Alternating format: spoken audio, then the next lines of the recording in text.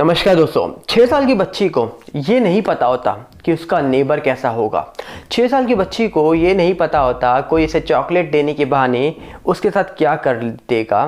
6 साल की बच्ची को ये नहीं पता होता जो उसके साथ प्यार से बर्ताव कर रहा है वो उसी के साथ कुछ ऐसा कर जाएगा जिसके बाद वो बेटी खुद डरने लग जाएगी लोगों से।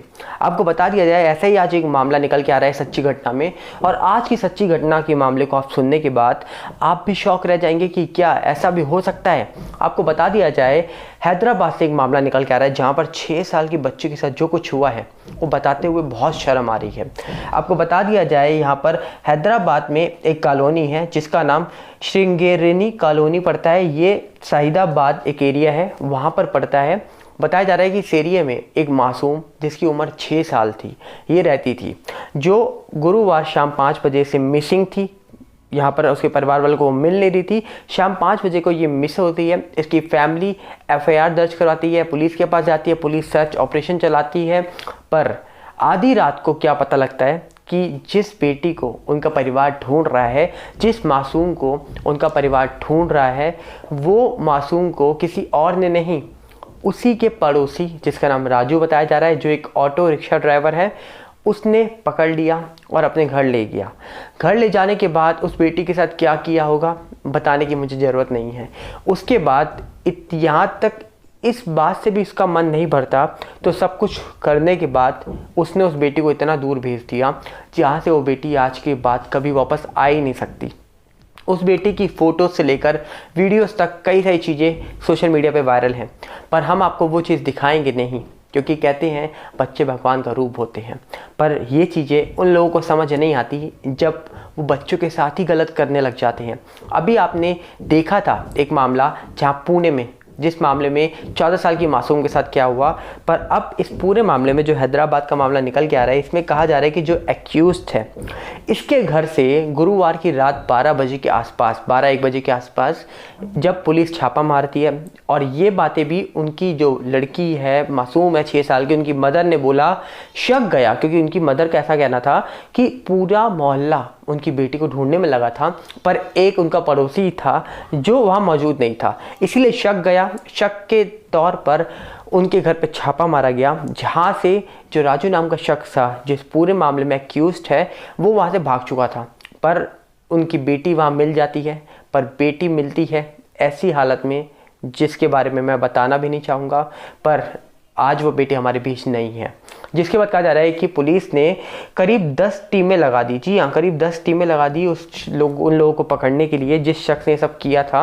और कहा जा रहा है कि शुक्रवार को, जी हाँ, शुक्रवार को पुलिस कामयाब होती है और पुलिस उस शख्स को शुक्रवार की रात को उसके ही एक रिश्तेदार के घर से, जो साथ के ही गांव में रहते थे, वहाँ से उसको अरेस्ट कर लेती है और अरेस्ट करके उसको हैदराबाद ले आती है।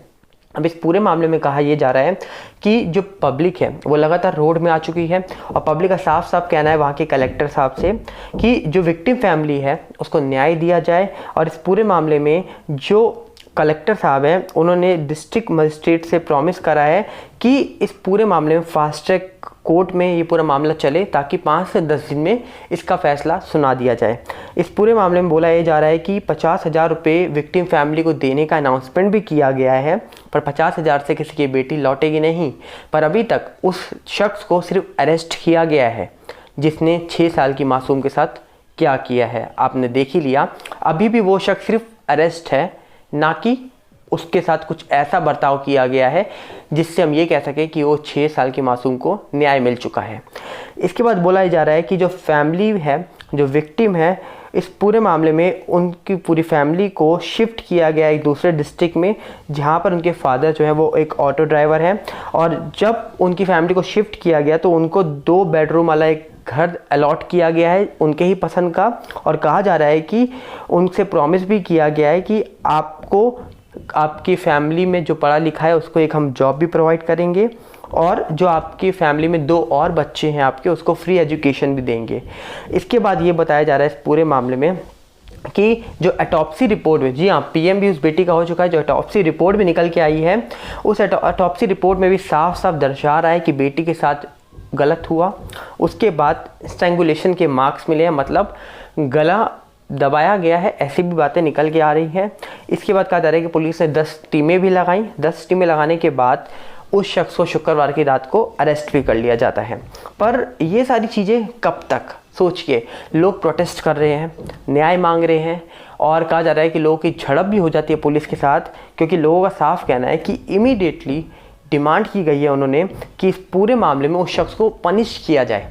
अब पता है ये प्रॉब्लम सिर्फ महाराष्ट्र में जो पुणे में केस हुआ उससे रिलेटेड नहीं है, ये प्रॉब्लम हैदराबाद में जो कुछ हुआ उससे रिलेटेड नहीं है, क्योंकि हैदराबाद में ये सब हम करीब आज से 2 साल पहले 2019 में 28 नवंबर को डॉक्टर प्रियंका रेड्डी के साथ जो कुछ हुआ था तब भी देख चुके थे।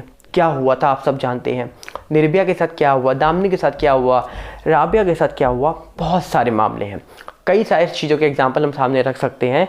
पर इसमें होता क्या है, न्याय की बात जब निकलती है तब आपस में सरकारें भिड़ जाती हैं। अलग अलग पार्टीज़ के कुछ मेंबर्स निकल के आते हैं जो एक दूसरे पे आरोप प्रत्यारोप लगाते रहते हैं, और जिसके बाद 5-6 दिन के बाद ये पूरा मामला ठंडा पड़ जाता है।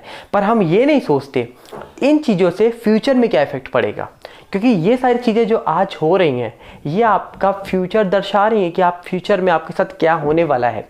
क्योंकि अगर ये सब रुका होता तो मुझे लगता है कि निर्भया के बाद कभी भी ऐसे मामले निकल के ही ना आते, कभी निर्भया के बाद दूसरी डॉक्टर प्रियंका रेड्डी होती ही ना, कभी निर्भया के बाद जो राबिया की बात निकल के आ रही है, दिल्ली वाली एक लड़की के साथ हुआ है, वो भी मामला ना निकल के आता।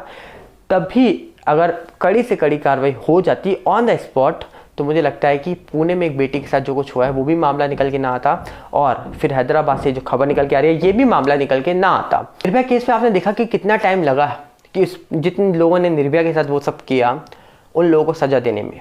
पर आज ये पूरा मामला जो निकल के आ रहा है ये दिल चौंकाने वाला मामला है। 6 साल की बच्ची, 6 साल की एक लड़की जिसको शायद ये भी नहीं पता था कि उसका नेबर कैसा होगा। पुणे में एक ऑटो ड्राइवर जिसने ये सब किया, शुरुआत की, फिर जो कुछ हुआ मैं आपको पिछली वीडियो में बता चुका हूँ। उस वीडियो को देखने के लिए आप चैनल पर जा सकते हैं दोबारा से। पर सवाल ये उठता है ऐसा कब तक चलेगा? क्या देश के सरकारी दफ्तर, क्या देश के सरकार आपस में ही आरोप प्रत्यारोप लगाती रहेंगी, या फिर देश में इन चीज़ों को रोकने के लिए एक कड़ा कानून बनेगा? क्योंकि अभी भी सोचिए इस पूरे मामले में कितनी सारी चीज़ें निकल के आ रही हैं। पुणे में जो मामला हुआ, जिस बेटी के साथ जो कुछ हुआ मैंने आपको बताया कल, वो बेटी शायद आज हमारे बीच नहीं है। जी हाँ, ऐसी भी खबर निकल के आ रही है, उसके बारे में अपडेट लेकर मैं आपके सामने ज़रूर हाजिर होऊंगा। पर आज ये 6 साल की बच्ची भी हमारे बीच नहीं है। सोचिए ऐसे मामले निकल के आते रहेंगे और आप और हम बैठ के बातें करते रहेंगे। क्यों? क्योंकि ना वो तुम्हारी बेटी है ना वो मेरी बेटी है, ना तो तुम्हारी बहन है ना वो मेरी बहन है। अगर यही सोच रखी तो शायद अपनों के लिए भी तुम खड़े नहीं हो पाओगे। सोच बदलो, बेटी किसी की भी हो, है वो देश की बेटी, और जब देश की बेटी है तो तुम भी उसी देश में पैदा हुए हो जिस देश में वो बेटी पैदा हुई थी। तो अगर जिस देश में तुम पैदा हुए हो और उसी देश में वो बेटी पैदा हुई थी तो तुम्हारी भी बहन लगी वो। अब सोच लो, तुम्हें अपनी बहन के लिए न्याय की गुहार लगानी चाहिए, या फिर ऐसे मामलों में ढील छोड़ देनी चाहिए, या फिर ऐसे मामलों को इग्नोर कर देना चाहिए। क्योंकि आज अगर इन चीज़ों को इग्नोर किया गया तो मुझे लगता है कल को कोई भी ऐसी घटना हमारे दरवाजे पे भी दस्तक दे सकती है। तो आपका क्या कहना है इस पूरे मामले को लेकर, ज़रूर कमेंट्स में लिखिएगा। क्योंकि लगातार मांग हो रही है, न्याय की मांग हो रही है कि उस बेटी को न्याय दिया जाए। जो शख्स है राजू, वो अरेस्ट हो चुका है, पुलिस की गिरफ्त में है, पर बेटी चली गई है। पर अभी भी ये मामला कहा जा रहा है कि फास्ट ट्रैक कोर्ट में चलाया जा सकता है। कोई कंफर्मेशन नहीं है, ऐसी खबर प्रिंट मीडिया छाप रही है बस। बाकी देखने वाला विषय होगा कि क्या इसको भी 5, 6, 10 साल के बाद सज़ा मिलेगी, या फिर ऑन द स्पॉट, या फिर विद इन अ मंथ इस शख्स को भी सज़ा दे दी जाएगी जो कुछ इसने किया है। तो आपका क्या कहना है इस पूरे मामले को लेकर, बताइएगा जरूर कमेंट्स में। क्योंकि ये खबर आप तक पहुंचाने का मतलब ये नहीं है कि मैं आपको परेशान करूं, ये खबर आप तक पहुंचाने का सिर्फ मेरा एक मोटिव है, आप जागरूक बनो। क्योंकि ये चीज़ें जो आज हो रही हैं ये कल को किसके दरवाजे पर दस्तक दीजिए किसी को नहीं पता। इसीलिए देश में कुछ भी हो उसके लिए बात करो और देश की हर बेटी को अपनी बहन मानो। क्योंकि अगर तुम अपनी बहन मानोगे, किसी भी बेटी पर अपनी बहन का रूप देखोगे, तो मुझे लगता है कि तुम हमेशा कोई भी अननोन लड़की होगी उसके साथ खड़े होके चलोगे एज अ उसका भाई। क्या कहना चाहेंगे बताइएगा जरूर कमेंट्स में। मिलते हैं बहुत जल्दी। नमस्कार, जय हिंद।